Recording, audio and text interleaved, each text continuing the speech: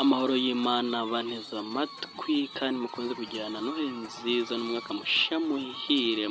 Kuri uyu wa mbere tariki 22 z'ukwezi kwa 12 2025 mu nkengero z'umujyi wa Kigali hatangijwe imyigaragambyo zitewe n'abaturage cyane cyane urubyiruko bavuga ko batangije kuryoza ayabo, batanze amafaranga menshi bavuga ati leta igomba kuzabaha amafaranga yabo, bikaba byaragaragaye ko batari bayabaha, bakavuga ko iki gikorwa gikora bidatewe n'uko batishuye, ahubwo ni amafaranga yabo bigeze bahabwa bashaka ko bayahabwa.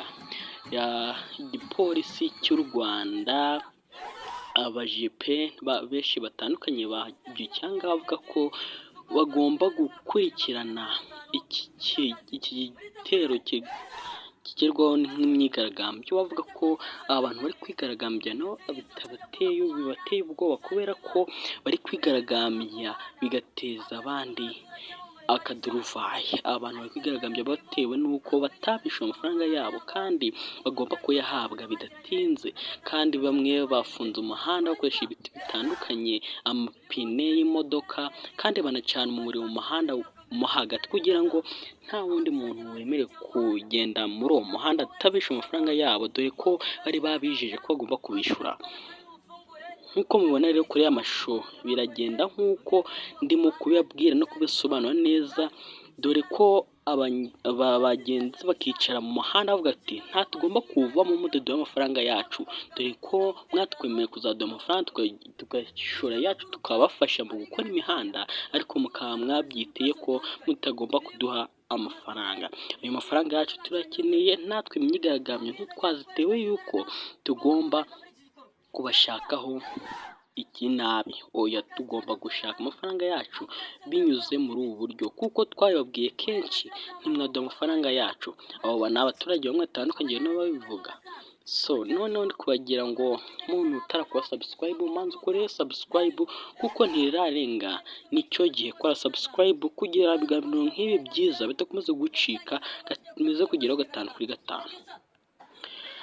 Nk'uko mubibona ni special force ikaba yaje na polisi bije gukumira iyi myigaragambyo iherereye muri izi nkengero z'umujyi wa Kigali kuri uyu wa mbere tariki 22 z'ukwezi kwa 12. Noheli itaraba, Noheli izaba muri tariki 25 z'ukwezi kwa 12.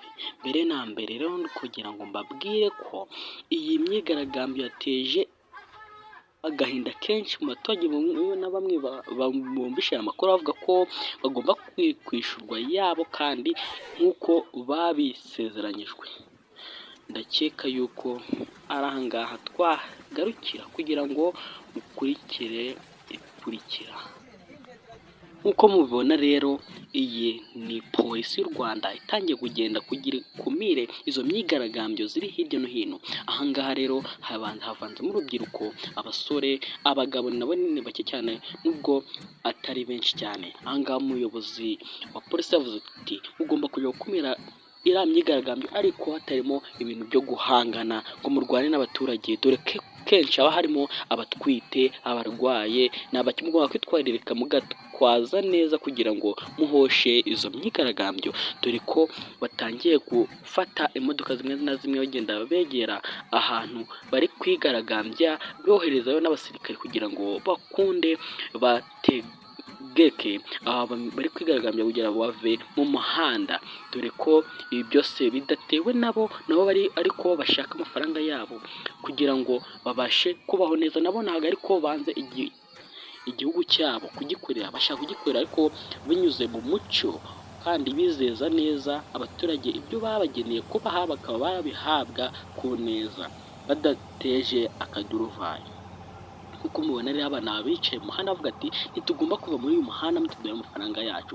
Ibi byo bigomba gukurikizwa n'abaturage, bari kuvuga ati mudaduha amafaranga yacu ibi ntibyagenda neza.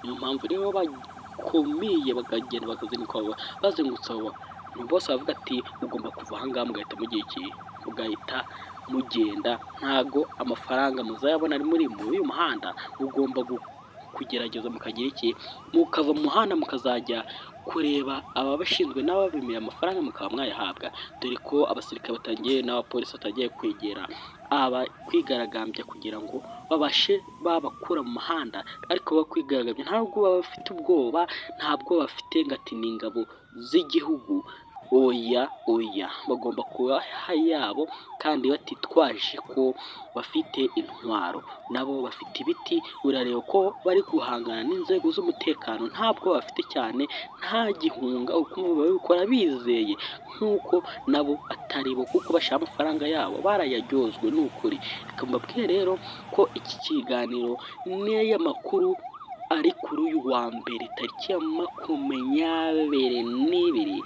z'ukwezi kwa 12, bakaba bari kuvuga ko bakeneye ayabo mafaranga. Nk'uko mubibona rero, dore ko bazanye imodoka zitandukanye hirya no hino kugira ngo bahoshe uyu muriro, bakuremo aya mapine mu muhanda iyo bari batangiye, kugira ngo babone aho banyura, dore ko imyigaragambyo ikomeje kuba ingorabahizi, dore ko bakomeje gukura n'amapine mu muhanda kugira ngo imodoka zibashe kubona aho zajya. Ubu si aya mapine baba barayakuye hehe? Ibyo rero simbizi. Reka mbabwire rero uko byakomeje kugenda, agace gakurikiyeho tuhagakurikizaho mu kanya. Reka mbabwire ko muntu utarakora subscribe, kora subscribe kuri Nineza TV show kugira dukomeze kubana n'ibi bintu bwo kugeraho 5 kuri 5 ntawe bihejwe. Murakoze cyane, ciao ciao.